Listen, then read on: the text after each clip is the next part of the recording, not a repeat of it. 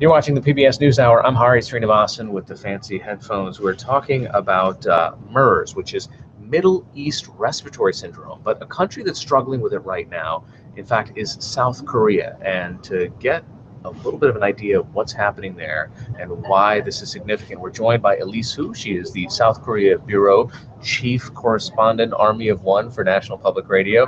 Elise, thanks for joining us. So, first of all, we've now heard that I think up to 15 people have died since May. One of the big hospitals there, the Samsung Hospital, was closed for a time. I mean, what's happening? How serious is this?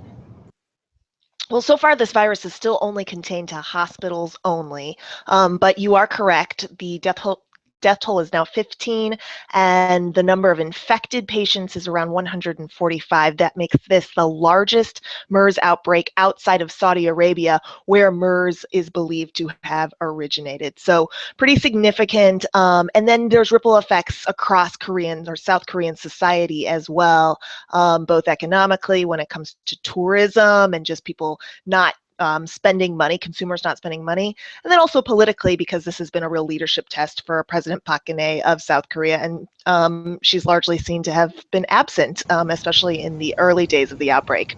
You know, this is a weekend where we would have been talking about her state visit, perhaps, to the United States. That's right. She decided at the end of last week to postpone a summit with President Barack Obama, which was supposed to happen on Tuesday of this coming week. They were going to talk about, broader security issues. Obviously, Asia continues to be a really volatile region, especially with North Korea just up the road.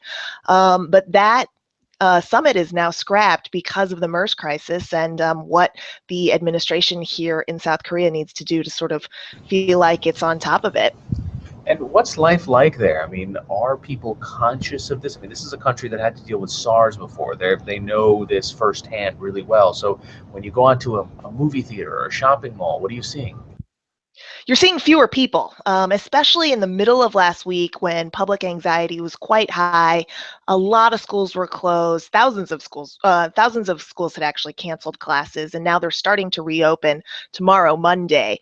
But just baseball game attendance was down by at least a third. Movie theater attendance was down by half. And then a lot fewer tourists. South Korea is a huge tourist destination for Chinese tourists in particular, and a lot of folks from mainland China have just scrapped their trips. We're told by the Korea Tourism Board that more than 100,000 trips to South Korea have been canceled within the last few weeks of this MERS outbreak. And this is at a time when not only are the presidential poll rankings not in favor, but the economy seems to actually be feeling a hit from this too.